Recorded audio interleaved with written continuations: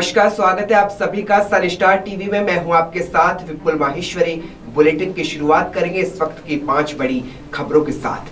बात सबसे पहले तालिबान की, जहां तालिबान लगातार अफगानिस्तान को अपने कब्जे में लेता दिख रहा है। अफगानिस्तान के कई प्रांत तालिबान के कब्जे में है, तो इसको लेकर पूरी दुनिया के कई देशों में हड़कंप है। तो वहीं अमेरिकी सेना भी अब काबुल पहुंच चुकी है और इसके साथ ही ब्रिटेन की सेना भी काबुल पहुंच रही है। बात करें अमेरिका और ब्रिटेन की, तो इस वक्त अमेरिका अपने नागरिकों को अफगानिस्तान से निकालना चाहता है, इसलिए तमाम सैनिकों को इस वक्त काबुल पहुंचाया गया है। तो वहीं तालिबान भी काबुल पर अब निगाहें गड़ाए बैठा है, क्योंकि कंधार पर कब्जे के बाद अब तालिबान सीधा काबुल पर कब्जे की कोशिश में है।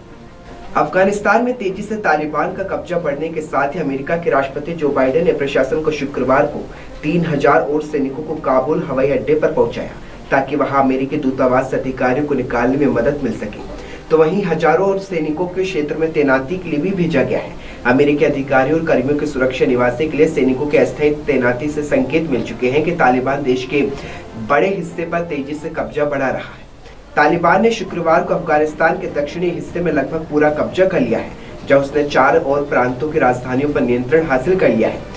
अमेरिका के सैनिकों की पूरी तरह वापसी से कुछ सप्ताह पहले तालिबान धीरे धीरे काबुल की ओर बढ़ रहा है। अब बात जम्मू कश्मीर की करेंगे। जम्मू कश्मीर में सुरक्षा बलों ने एक आतंकी को ढेर किया है, तो वहीं मुजाहिदीन के एक आतंकी को गिरफ्तार भी किया है, जिसके कब्जे से कई हथियार बरामद किए गए हैं। देखा जाए तो स्वतंत्रता दिवस से पहले सुरक्षा बलों को बड़ी कामयाबी मिली है।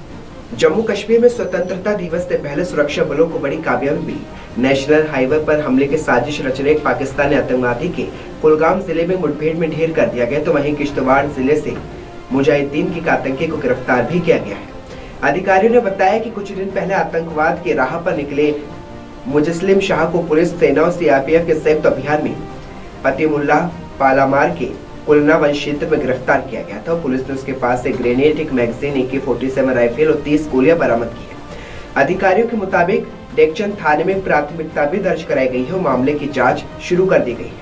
यूपी में कम होते संक्रमण के बीच योगी सरकार ने बड़ा फैसला लिया है। योगी सरकार ने शनिवार और रविवार के बीच शनिवार के दिन लॉकडाउन की पाबंदियों को हटा दिया है। इसके साथ ही योगी सरकार ने ऐलान किया है कि रविवार के दिन वीकेंड कर्फ्यू रहेगा। कोरोना संक्रमण के कारण यूपी में लगाए गए वीकेंड लॉकडाउन में योगी सरकार ने ढील दी है। इसके साथ ही शनिवार को लॉकडाउन खत्म कर दिया गया। आज से पूरे यूपी में शनिवार को लॉकडाउन नहीं रहेगा, यानी बाकी दिनों की तरह शनिवार को भी लोग अपने जरूरी काम निपटा सकेंगे। हालांकि योगी सरकार ने अभी रविवार को लॉकडाउन को जारी रखने का फैसला लिया है। दरअसल यूपी में कोरोना के मामलों में काफी हद तक कमी आई है। कोरोना के मामले रोजाना अब सिर्फ दहाई की संख्या में ही सामने आ रहे हैं, जिसको देखते हुए सरकार ने जनता को राहत देने का फैसला लिया और इसी के तहत अब सिर्फ रविवार को ही वीकेंड लॉकडाउन के तहत दफ्तर और व्यापारिक प्रतिष्ठान बंद रहेंगे।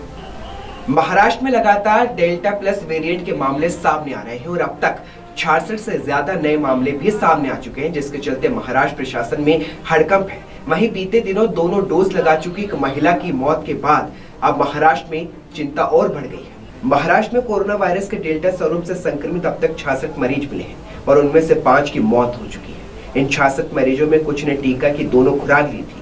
राज्य के स्वास्थ्य विभाग ने जानकारी दी है कि राज्य के विभिन्न हिस्सों में मरीजों के लिए नए नमूने के जीनोम अनुक्रमण जांच में नए मामले सामने आए हैं। मुंबई में कोरोना वायरस के डेल्टा प्लस स्वरूप के संक्रमण से 63 वर्षीय महिला की मौत का पहला मामला सामने आया है। डेल्टा प्लस स्वरूप के सबसे ज्यादा 13 मामले उत्तरी महाराष्ट्र के जलगांव में आए हैं।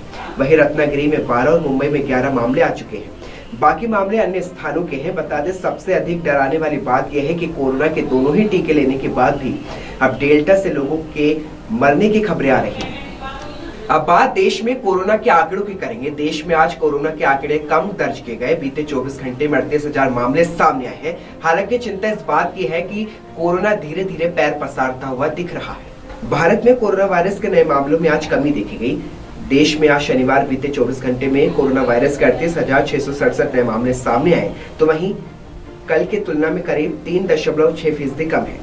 कोरोना का खतरा अभी भी पूरी तरह से टला नहीं है, क्योंकि अभी भी कोरोना के मिलने वाले नए मामले रिकवर होने वाले मरीजों की संख्या से अधिक है।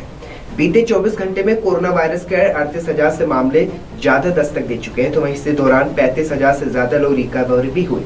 इस तरह देश में कोरोना से अब तक ठीक हो चुके लोगों की संख्या लगातार बढ़ रही है, तो वहीं देश में कोरोना के एक्टिव केसों की संख्या में भी तेजी देखने को मिल रही है। बता दें कि भारत में अब तक 53.6 करोड़ टीकाकरण हो चुका है। खबरों में फिलहाल इतना ही। देश विदेश की तमाम छोटे बड़ी खबरों के लिए आप देखते रहे सन स्टार टीवी।